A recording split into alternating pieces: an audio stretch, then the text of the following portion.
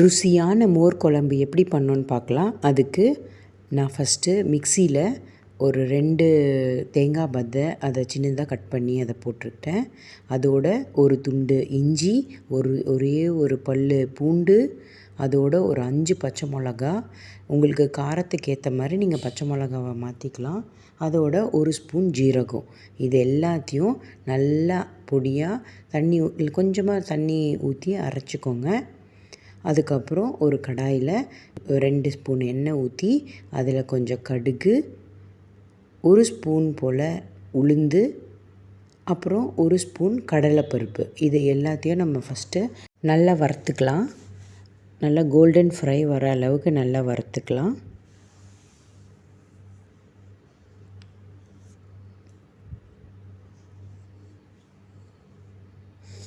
ஒரு spoon கடலைப்பருப்பும் add பண்ணிக்கலாம். இதில்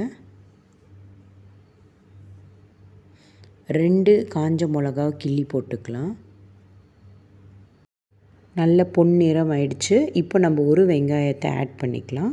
இதை நல்லா வதக்கிக்கோங்க.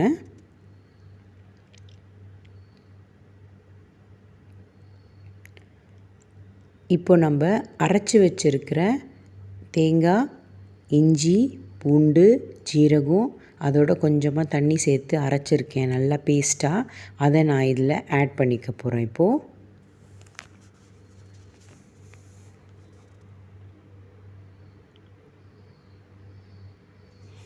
இதுலேயே நான் தண்ணி கொஞ்சம் சேர்த்து அந்த மிக்சியில் கழுவி இதுலேயே ஊற்றிக்கலாம். ஸோ தட் அந்த வேஸ்ட் ஆகாமல் இருக்கும்.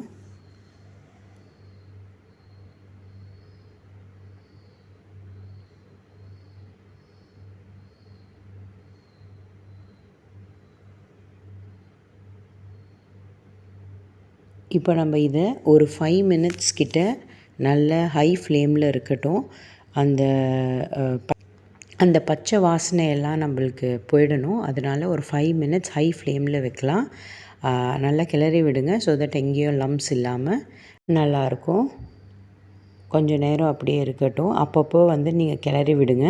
ஸோ தட் அதில் இருக்கிற இப்போ நம்ம தண்ணி ஊற்றுனது எல்லாமே கொஞ்சம் சுண்டும். அதுவே கொஞ்சம் ரொம்ப திக்காக வேண்டாம், பட் ஓரளவுக்கு திக்காகட்டும். இப்போ இந்த ஸ்டேஜில் நான் ஒரு 1/2 ஸ்பூன் போல் மஞ்சள் ஆட் பண்ணிக்கிட்டேன். இதையும் நல்லா கிளறி விட்டுருங்க.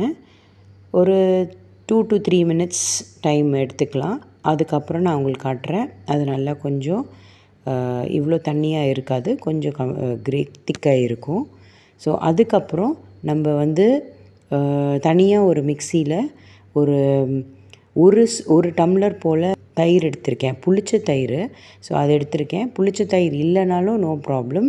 நீங்கள் அதை நல்லா பீட் பண்ணிக்கோங்க.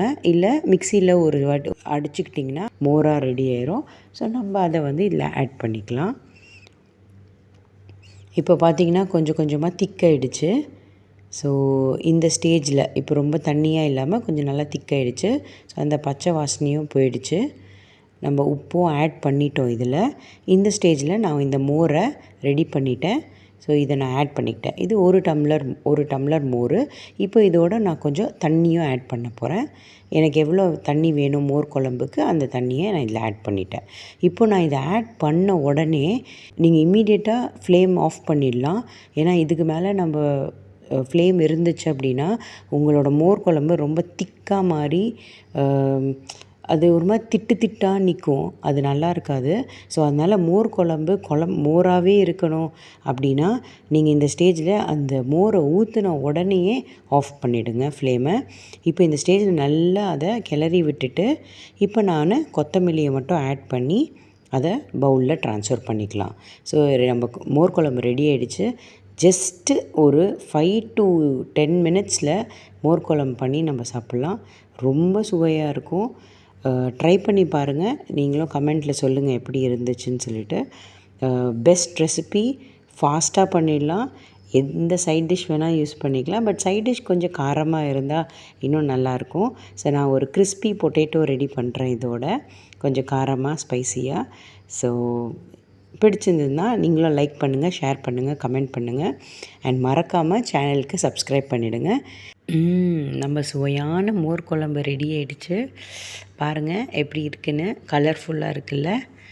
ஓகே, அடுத்த வீடியோவில் பார்க்கலாம். See you all. Bye.